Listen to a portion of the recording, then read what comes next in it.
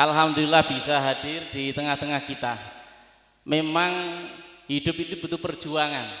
Orang itu butuh perjuangan, berperjuangkan akidah. Orang yang tidak punya akidah, yang enggak memperjuangkan akidahnya, itu sama dengan orang yang makan, tidur, pipis dan sebagainya. Enggak punya tujuan hidupnya. Oleh karena itu, kalau tadi disampaikan tentang sejarah, kalau kita melihat sejarah orang Tuban itu biasa bertengkar, Pak. Bisa lihat itu mulai Rogalawi Tuban, orang Tuban bukan penakut, pendekar semua orang Tuban itu. Tetapi pada sore hari ini nanti akan dibuka. Kayaknya itu orang Tuban tapi sopan-sopan gitu. Lah oleh karena itu kalau di dalam kesejarahan dengan Pasuruan juga masih saudara itu, Paten Nambi sama Rogalawi ini. Oleh karena itu nanti biar dibongkar bagaimana semangat daripada PWI di Kabupaten Tuban, nanti akan disampaikan oleh panjenenganipun Bapak Kiai Haji Imaduddin Usman Al-Bantani. Kemudian nanti juga ada sesi jawab, tanya jawab, sehingga kegiatan sore pada hari ini bisa maksimal. Jenengan seluruhnya bisa menyampaikan apa yang menjadi unek-uneknya, begitu. Oleh karena itu langsung saja kita persilakan kepada beliaunya Bapak Kiai Haji Imaduddin Usman Al-Bantani yang sore hari ini sudah ada di depan kita. Tafadhol masykur.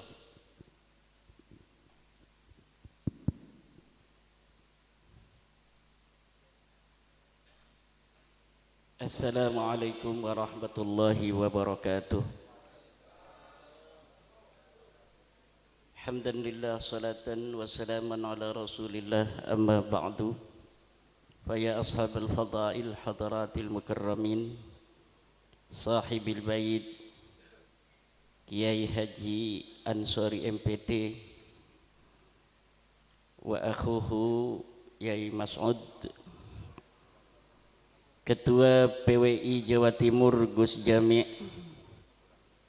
Kesepuhan PWI Jawa Timur Gus Abdul Hamid Mujib, bakal calon wali kota Pasuruan insyaallah jadi. Kiai Syarifuddin, Ketua Lembaga Dakwah PWI Pusat, Gus Suheri, wong bodoh sing pinter Laskar Jawa Timur, Kiai Syakir dari Bekasi, ini tetangganya Tengku Kori ini, gayanya kayak Tengku Kori. Para kesepuhan, Ketua PWI Kabupaten Tuban, Ketua Laskar atau Panglima Laskar Kabupaten Tuban, poro yai, poro alim, para ulama. Hari ini sangat berbahagia saya dapat hadir di pondok pesantren Tarbiyatut Tullab panjenenganipun Kiai Ansori dalam rangka menyaksikan pelantikan PWI Kabupaten Tuban, perjuangan Wali Songo Laskar Sabilillah. Jangan kita berjuang ingin semua orang ikut berjuang bersama kita. Dari zaman dulu, sejak masa perjuangan, pejuang itu minal aqallin, pejuang itu minoritas, karena pejuang itu memperjuangkan hak-hak mayoritas. Tidak semua orang diberikan rasa syaja'ah fil qalbi. Ada orang yang dititipi oleh Allah di dalam hatinya syaja'ah.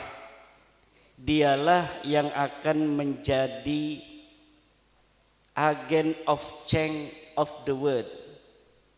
Agen perubahan dunia itu hanya dilakukan oleh orang-orang fi qalbihi syaja'ah. Perubahan apapun di dunia ini, peradaban dibangun oleh man fi qalbihi syaja'ah, para kesatria. Daraballahu matalar rajulaini ahaduhuma abkam la yaqdiru ala syai'in wa huwa kallun ala maulah aynama yuwajjihu lam ya'ti bi khairin hal yastawi huwa wa may ya'muru bil adli wa huwa ala siratim mustaqim. Manusia itu ada dua. Allah membikin perumpamaan jenis manusia itu seperti dua orang laki-laki. Pertama, laki-laki yang bisu, seorang hamba sahaya yang ia tergantung kepada tuannya. Aynama yuwajjihu ay yatawajjah fala ya'ti bi khairin. Di mana saja tuannya itu menyuruh, dia akan bekerja, tetapi lam ya'ti bi khairin. La ya'ti bi khair, dia tidak akan bisa melakukan apapun yang terbaik. Hal yastawi huwa wa may ya'muru bil adli wa huwa ala siratim mustaqim. Apakah orang yang semacam itu sama dengan orang yang dia memerintahkan keadilan dan dia berdiri di atas jalan yang lurus? Dari zaman dulu manusia itu terbagi dua. Ada yang dia mau bekerja li syaja'atihi fi qalbihi li irfanihi wal yaqinih, karena keberaniannya, karena ma'rifatnya, karena keyakinannya. Ada yang dia bergerak ketika maulanya, majikannya menyuruh. Aina ma yuwajjihu la ya'ti bi khair. Di mana saja tuannya menyuruh, dia akan bekerja. Tidak didasari oleh apa keyakinan yang ada di dalam jiwanya. Dan PWI itu termasuk orang-orang ya'muru bil adli wa huwa ala siratim mustaqim. Dia adalah orang-orang yang memerintahkan kepada keadilan dan dia berdiri di atas jalan yang lurus. Bagaimana tidak lurus? Wal takun ummatun yad'una ilal khairi wa ya'muruna bil ma'rufi wa yanhauna 'anil munkari wa ulaika humul muflihun. Ini PWI. Ciri pertama PWI adalah yad'una ilal khair, menyeru manusia kepada kebaikan. Ini yang harus dijaga.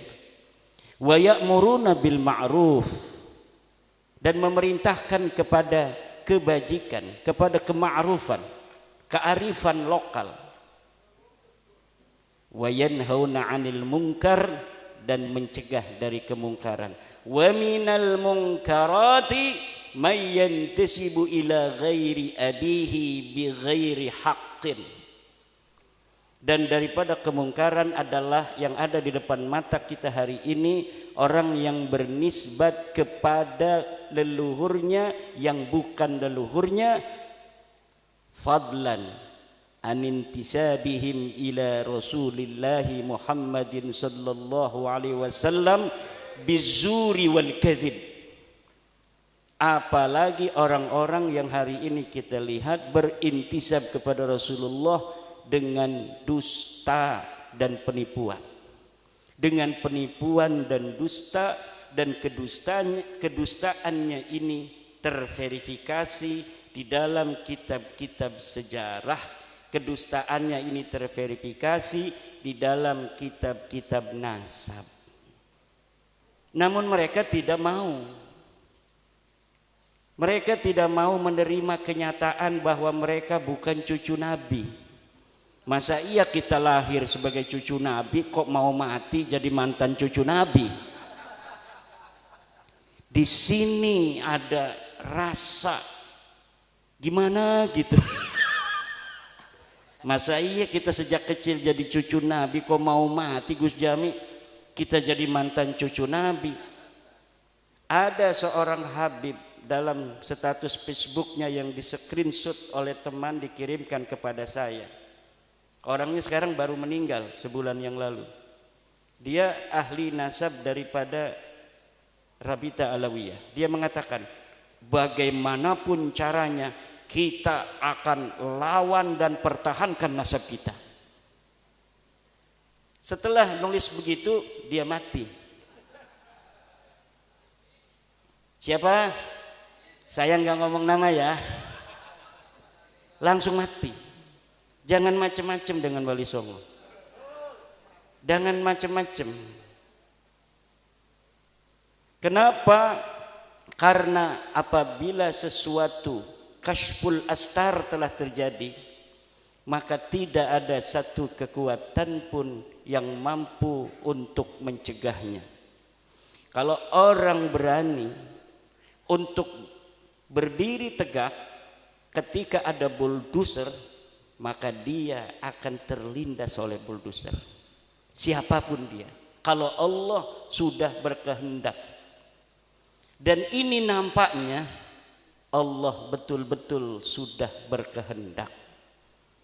Apapun fitnahnya, apapun framingnya, setinggi apa dia pangkatnya hari ini, yang mau membela nasab yang telah menyakiti Rasulullah Muhammad sallallahu alaihi wasallam itu beratus-ratus tahun, dia akan ikut terbantai oleh kedahsyatan kehendak Allah Subhanahu wa taala. Ini yang saya rasakan, yang saya pandangi, yang saya sendiri itu tidak menyangka akan seperti ini. Dan setiap langkah itu diberikan kemudahan oleh Allah, karena bukan Imaduddin yang mau, bukan Gus Jami yang mau, bukan Gus Abbas yang mau, bukan Gus Sukhairi wong bodoh yang mau. Wong pinter pun tidak bisa, apalagi cuma wong bodoh. Tapi ini nampaknya memang betul-betul kehendak Allah Subhanahu wa ta'ala. Tidak ada jalan lain, terima saja ente bukan cucu Nabi.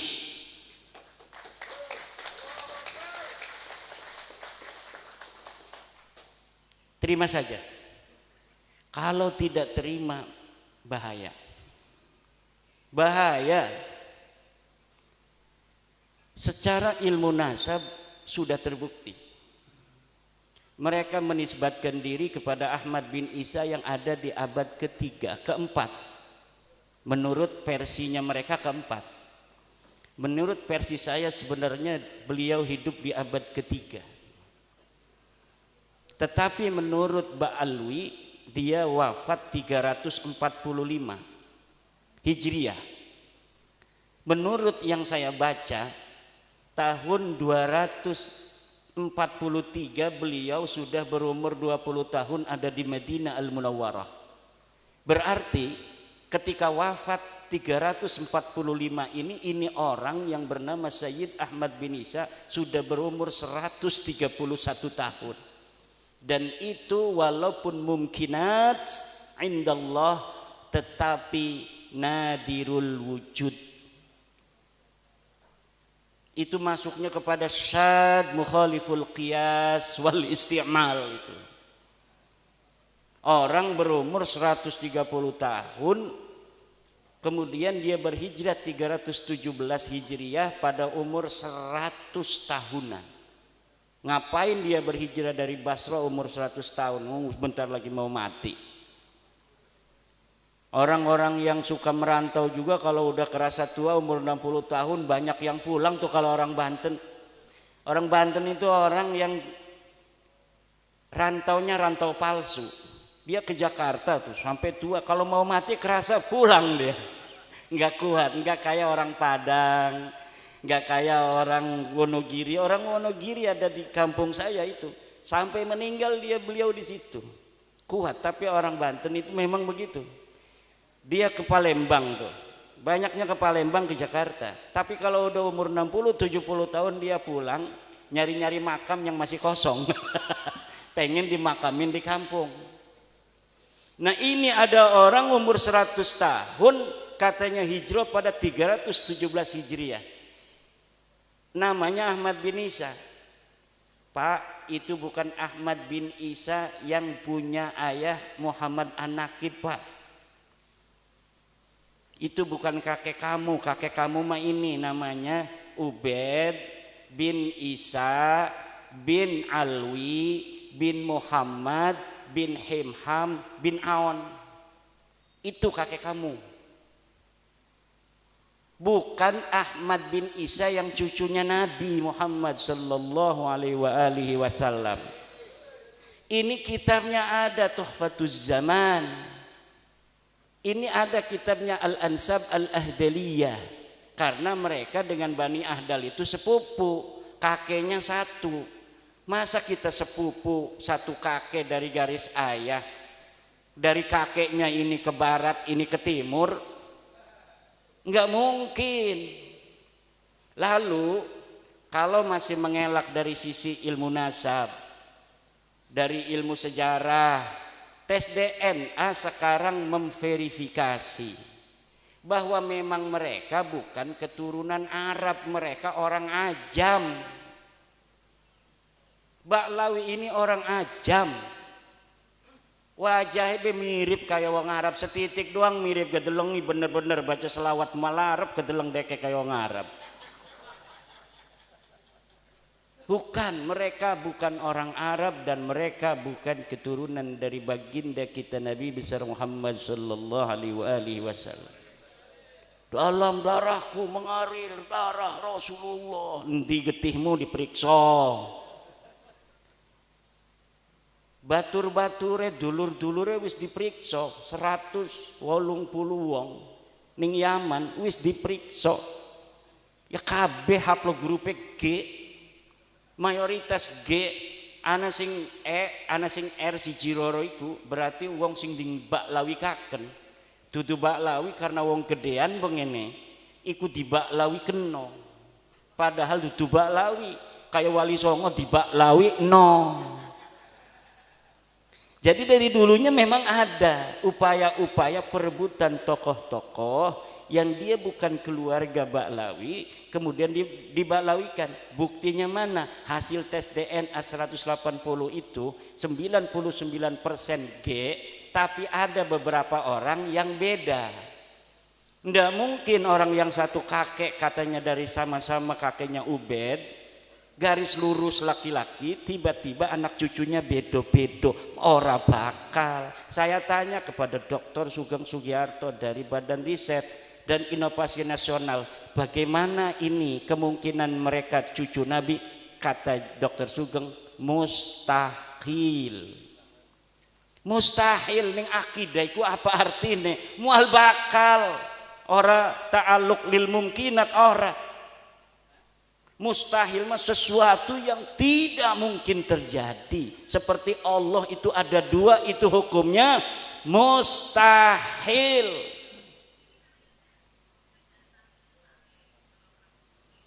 Jadi seperti hukumnya Tuhan itu ada dua, begitulah hukumnya Baklawi ini keturunan baginda Nabi besar Muhammad sallallahu alaihi wasallam. Jadi siapa bae wong sing masih ngebela iki kita wedi bukan mancingen ning wong sing man yu'dzi Rasulullah sallallahu alaihi wasallam. Walladzina yu'dzuna Rasulullah lahum adzabun alim. Al-Qur'an sing ngomong. Walladzina yu'dzuna Rasulullah lahum adzabun alim. Dan orang-orang yang menyakiti Rasulullah, mereka akan mendapatkan siksa yang memedihkan. Alimun bimakna mulimun, siksa yang memedihkan. Bagaimana kalau mereka Rumel Abbas, Romli Al-Idrus atau Idrus Romli, pembela-pembela Baklawi itu nanti ketemu Rasulullah Muhammad sallallahu alaihi wasallam. Betapa malunya mereka nanti ketemu Rasulullah Muhammad sallallahu alaihi wasallam dalam keadaan mereka membela orang-orang yang mencangkok nasab Rasulullah Muhammad sallallahu alaihi wasallam, mengaku keturunannya namun mereka bukan keturunannya.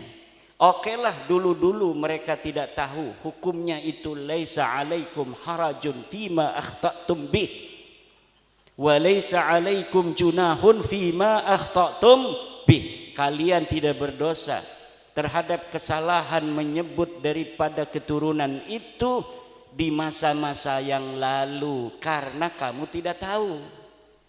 Walakin ma ta'ammadat qulubukum, tetapi yang berdosa itu sudah tahu tapi sengaja tidak mau menerima.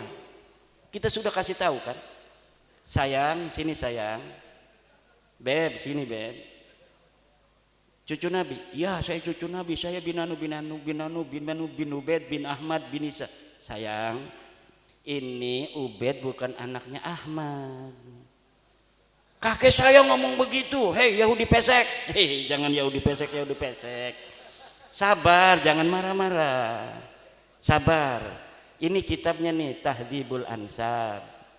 Gak ada bapak kamu itu Ubed namanya anak Ahmad bin Isa. Ini kitab abad kelima ini namanya Tahdhibul Ansab karya Al-Ubaidili. Ini kitab Al-Majdi karya Al-Umari. Ini sebut, cari bapak kamu itu ada enggak? Ini tidak ada itu berarti bukan berarti tidak ada, tidak ditemukan berarti tidak ada. Kalau di kitab ini tidak ada, di kitab lain bisa jadi ada. Mana kitab lainnya? Tidak ada. Kalau kitab lainnya tidak ada, lalu gimana? Kita cari lagi kemana-mana nggak bakal ada, karena memang tidak ada. Bagaimana sesuatu yang tidak ada diada-adakan?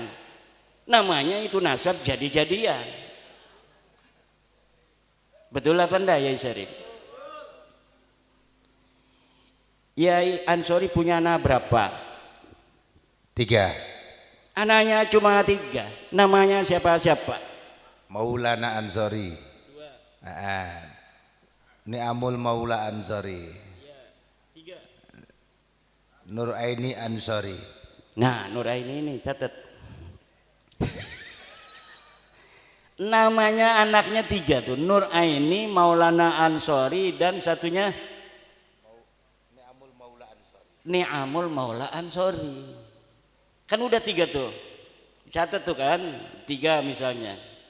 Lalu 100 tahun lagi, karena ini orang besar, cucu daripada Joko Tingkir, lalu ada yang ngomong anaknya 4 tambah Samlawi.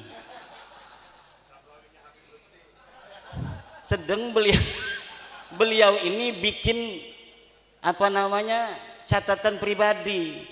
Ada kitab Tangkihul Qaul dicatat anak saya 3. Ini kan bukti sejaman.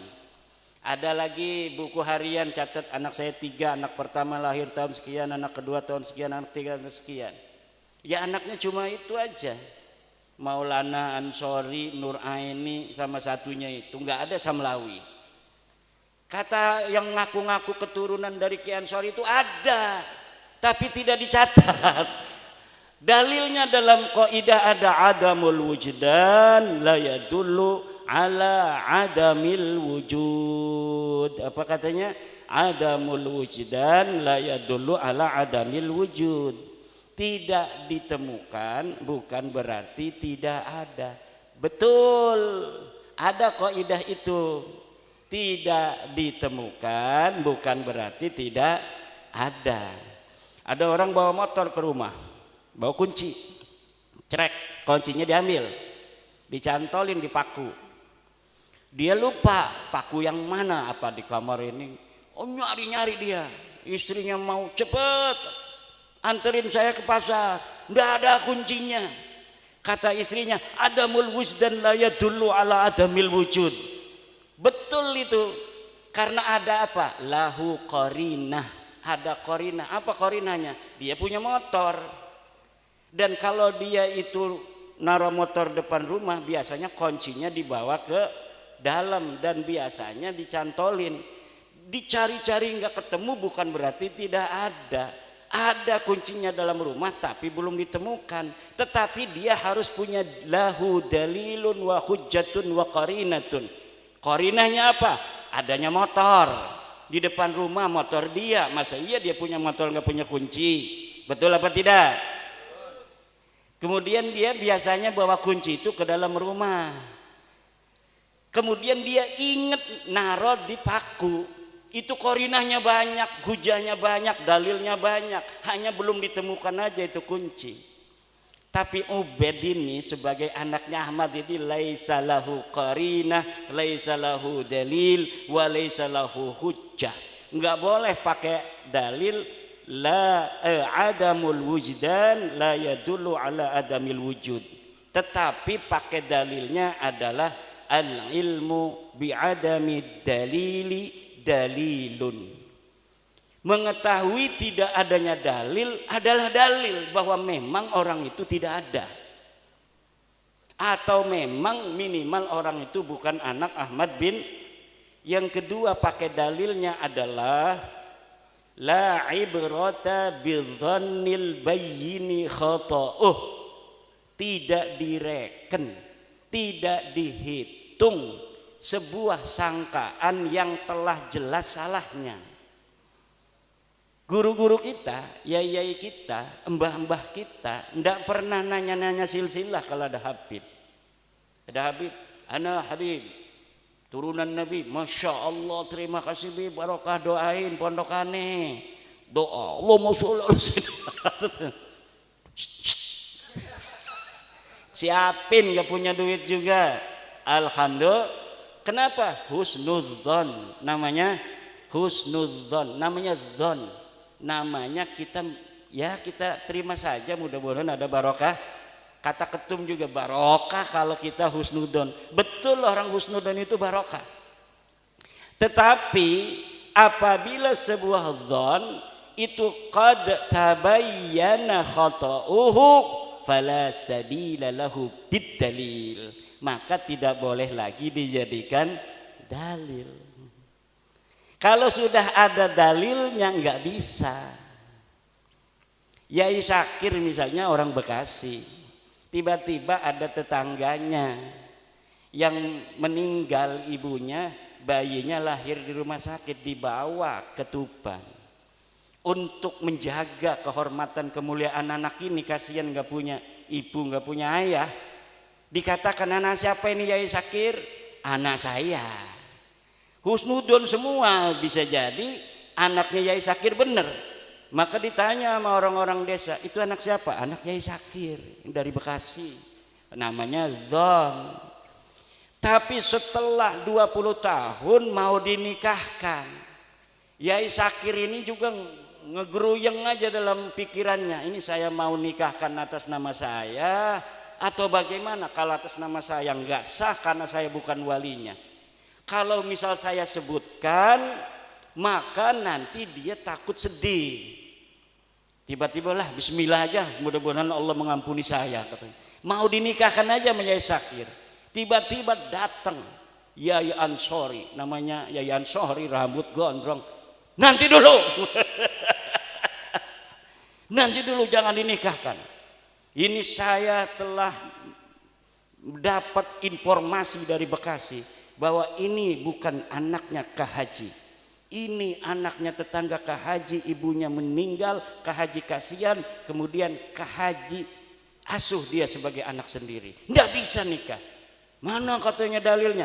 Ini tuh rumah sakitnya, ini bukti dari rumah sakit bahwa ini bayi anaknya Samlawi, Samlawi lagi, ibunya Samsiah, bukan anak Kak Haji. Dulu-dulu kalau orang sampai ditanya di pengadilan pun, di pengadilan Tuban, ini si anak ditanya, hei apa namanya Gus Jami, anak siapa itu? Kamu bersaksi di depan pengadilan setelah disumpah. Saya tanya, kata hakim, anak siapa itu? Anak Yai Syakir. Sah apa tidak? Sah. Karena suhroh wal istifadah, sudah tasamu bainan nas fi palang wa fi soko, bahwa anak ini anak Yai Syakir. Tapi ketika surat dari rumah sakit ini sudah ada, jelas ini bukan anak Yai Syakir, suhro istifadoh itu gugur semua. Jadi suhro dan istifadoh itu, kata Ibnu Hajar Al-Asqalani di dalam kitabnya Al-Jawabul Jalil, innan nasaba mimma yasbutu bisyuhrati wal istifadah illa ayyasbuta ma yukhalifuh. Nasab itu sebagian dari sesuatu yang bisa ditetapkan dengan syuhrah dan istifadah. Suhro istifadah itu kesaksian tanpa melihat, cukup mendengar dari orang-orang saja. Orang mengatakan itu anak Yai Sakir, kita percaya saja itu anak Yai Sakir. Kalau ditanya oleh hakim anak siapa, kita tidak dianggap berdosa, tidak dianggap berbohong kalau mengatakan anak itu anak Yai Sakir, karena sudah suhro dan istifadah. Dulu sebelum ada penelitian nasab Ba'lawi, orang yang mengatakan Ba'lawi turunan Nabi itu tidak berdosa. Kenapa? Sudah syuhrah wal istifadah. Tapi ketika surat lahirnya ada bahwa Ubaid ini leluhur mereka bukan turunan Ahmad, ya ndak boleh. Kan kitabnya sekarang baru ditemukan. Kitab-kitabnya ini banyak, itu sekarang baru ada di Indonesia. Dulu Mbah Hasyim Asy'ari itu nggak mau baca-baca genap nasab-nasab ngatosin ati. Saya aja ini kerasa hatinya atos 2 tahun mikirin nasab. Biasanya bacanya hikam, baca Quran baru setengah ayat udah menangis, sekarang 10 ayat baru terasa. Kenapa? Atos baca kitab nasab gitu. Nasab dewek dudu. Tapi kewajiban la yajuzu lil alimi kitmanu ilmihi fi hadzal bab. Tidak boleh bagi orang alim untuk menyembunyikan, haram hukumnya. Kalau misalnya Yai Ansori tadi tahu si perempuan itu bukan anaknya Yai Sakir, mau dikawinkan saja oleh Yai Sakir, hukumnya haram. Karena nanti akan berzina seumur-umur itu kehitungnya. Anaknya tidak sah dinikahkan oleh bukan ayahnya, kok ayah angkat tidak sah menikahkan, tapi Yai Sakir menikahkan yang bukan anaknya. Anaknya mengira bahwa dia itu sudah sah nikahnya, padahal indallahi la yasihhu, inda Syekh Sakir sendiri la yasihhu, inda Ki Ansori juga la yasihhu. Nah ini, nah kita sekarang kasihan sama mereka. Wes dok aja marah-marah dok. Sira tutup putunin Nabi, wong lian bisa tutup putunin Nabi dadi bupati. Ki Abdul Hamid Mujib nyalon wali kota, orang ngandel-ngandel nasab. Jokowi raja kita, raja besar, ini raja besar Jokowi, jangan macam-macam.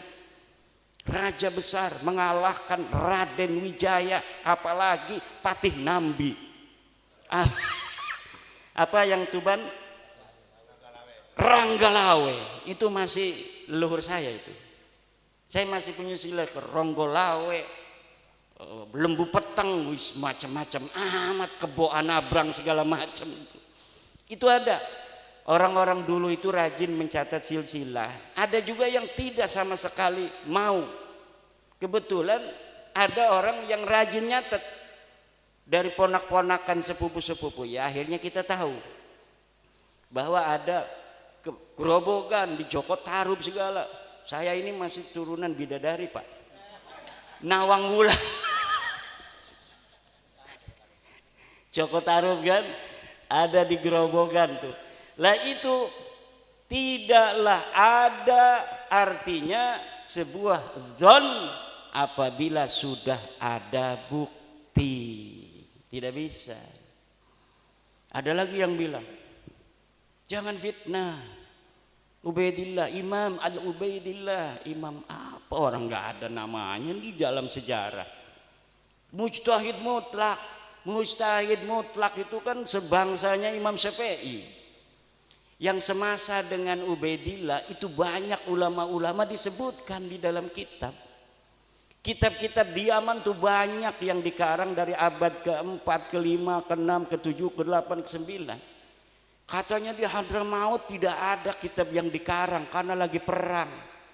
Nggak sempet yang namanya itu nulis-nulis nasab. Ada Mbak Yai, ada. Ini kitabnya nih. Ini kitab Yaman, namanya kitab Tabaqat Fuqaha il Yaman. Abad ke-5, karangan Ibnu Samrah. Ini kitab Asy-Syajarah Al-Mubarakah, menerangkan tentang Ahmad bin Isa. Anaknya 3 tuh, Muhammad, Ali, Husain. Tidak ada namanya Ubaid. wa yu'abbiru bil jumlatil ismiyati hada 'indan nasabin yadullu 'alal hasri.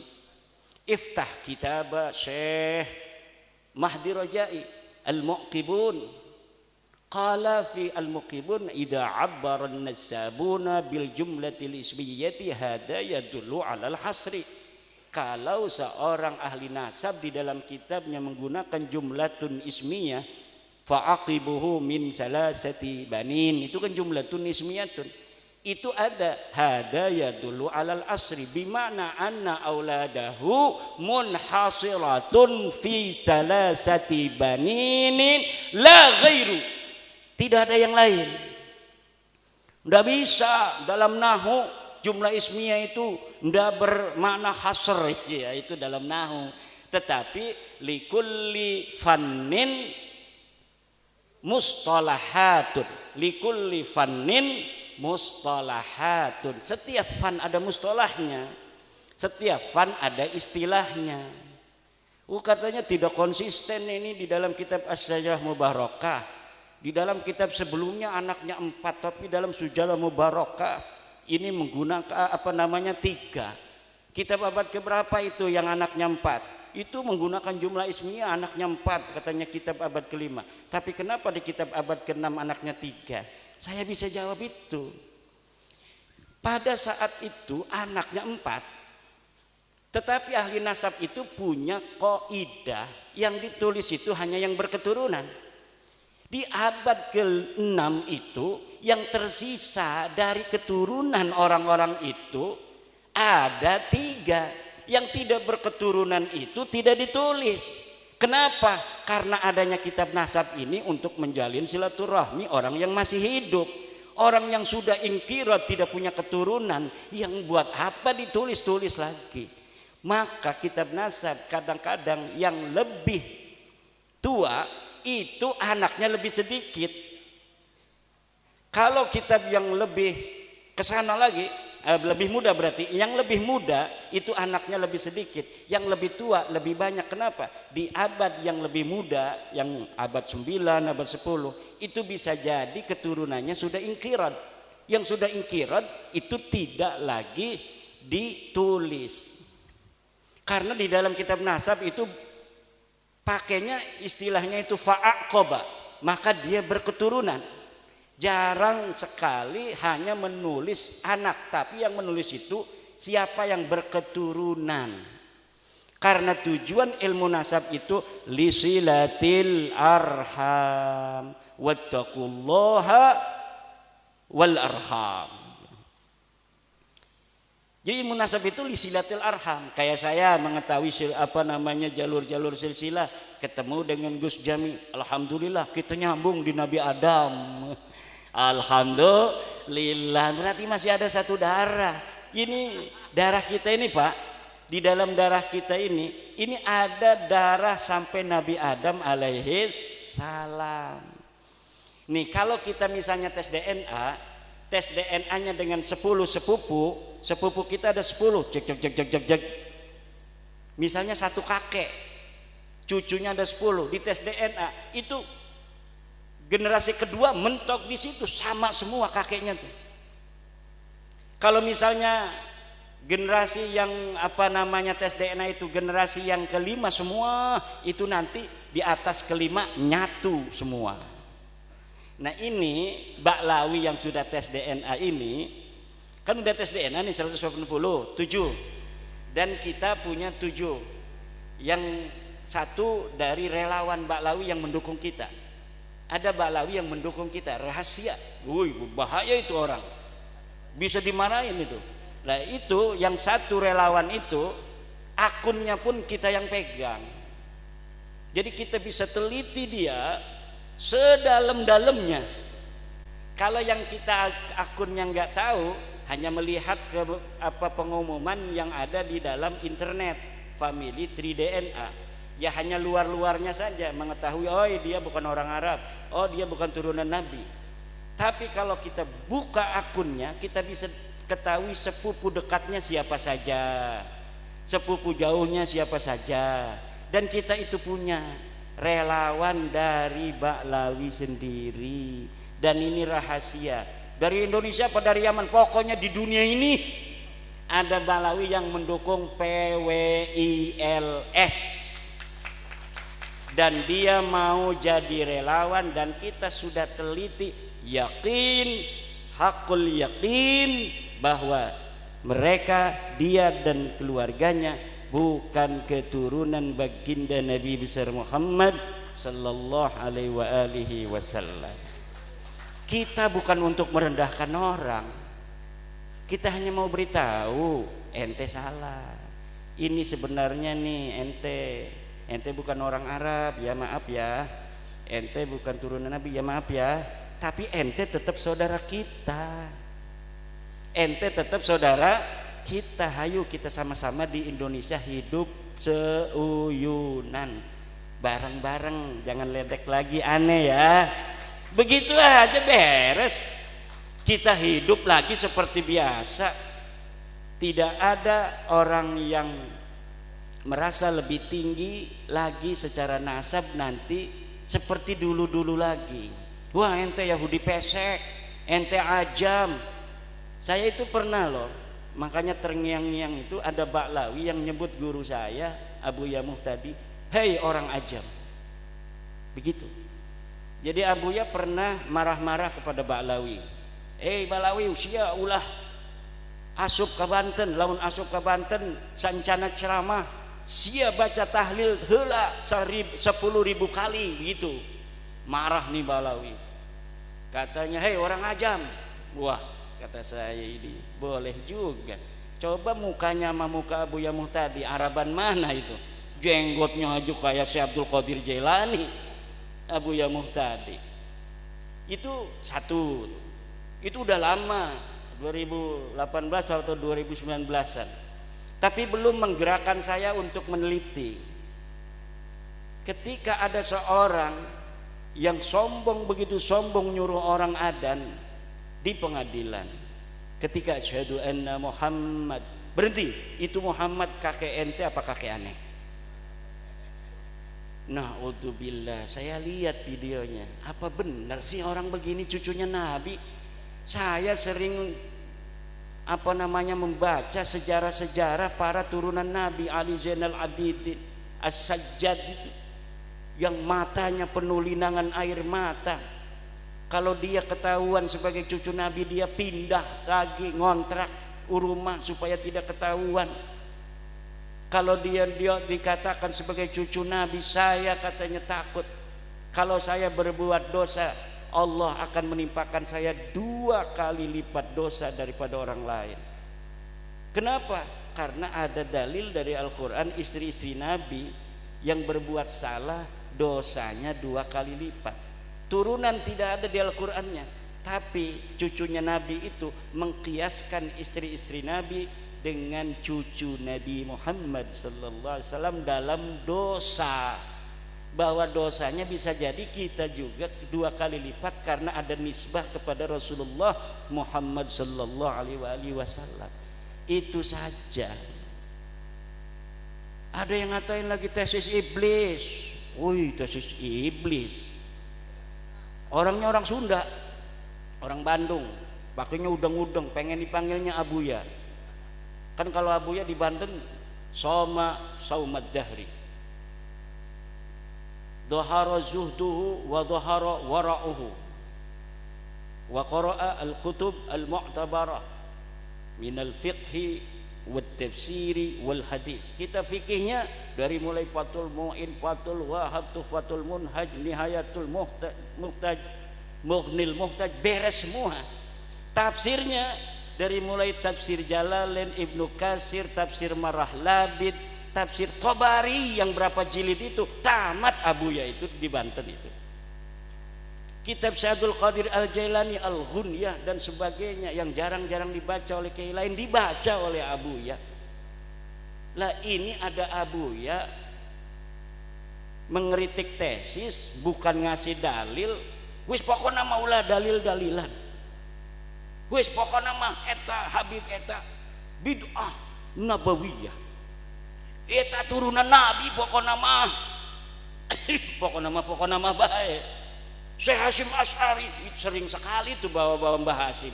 Padahal dia sama sekali waktu hidupnya dari mulai kecil sampai sekarang belum pernah dia ada di struktur NU, belum pernah ngurusi NU, bahkan dia berseberangan dengan NU. Kalau NU ada hajat punya calon nggak pernah ngedukung calon NU. Kok sekarang ketika bab nasab bawa-bawanya Mbah Hasyim aja Mbah Hasyim. Mbah Hasyim katanya mengisbat Ba'lawi, mana kitabnya Mbah Hasyimnya?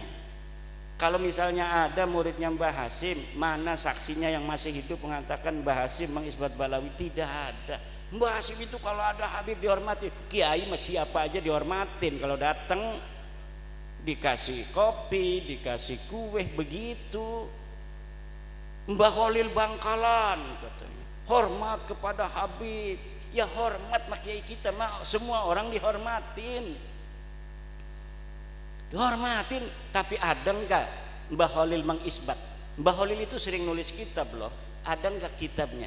Yang mengisbat itu Imaduddin Usman Ba'lawi, itu kitab dulu saya, Fikratun Nahdiyah. Saya mengisbat Ba'lawi. Jelas itu kalimatnya. Wa min duriyatin nabi atau wa min ahli baitin nabi Ba'lawi. Itu namanya mengisbat. Astagfirullah. Ya kan itu walaisa alaikum junahun fima akhta'tum bihi. Tidak berdosa saya. Makanya Hanif Alatas itu pakai dalilnya kitab saya, ngajar saya. Kalau Imaduddin sekarang itu katanya dia kemasukan apa? Tapi ada ulama Banten namanya Syekh Imaduddin Usman Al-Bantani. Wih, lengkap itu. Dalam kitabnya Al-Fiqratun Nahdiyah, dia mengisbat Ba'lawi. Gimana lagi? Gayanya kan hebat kalau kita kan kurang gaya. Kiai-kiai kita itu ngajar Fathul Muin aja.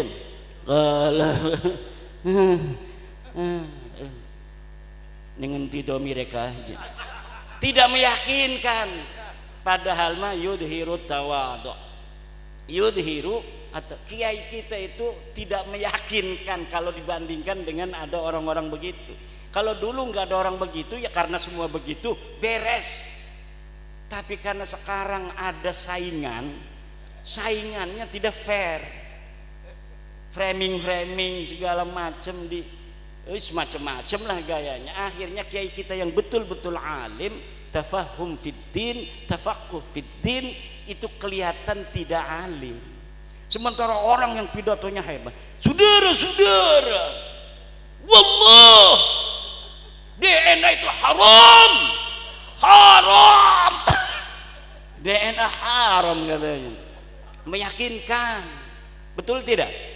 Meyakinkan. Kalau kiai kita itu kumaha ya tanya, aduh aing mah teu sanggup cenah eta ieu kiai tahajudna sawengi cenah 200 rakaat. Waduh jauh aing mah.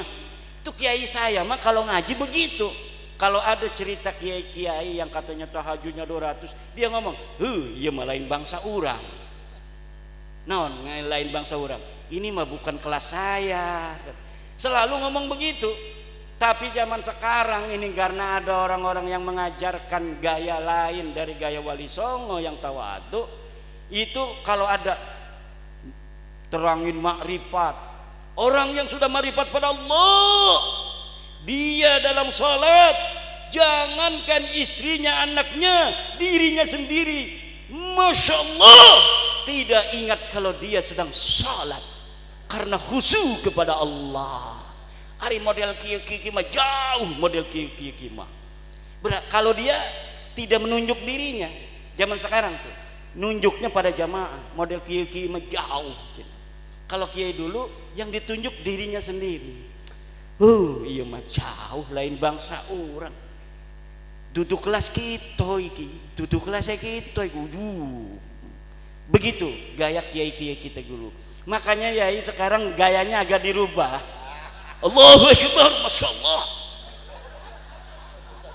Coba tadi lihat anak-anak kita lagi marhaba, tunduk, begitu gaya-gayanya. Karena yang diajarkan ketawaduan, akhlak.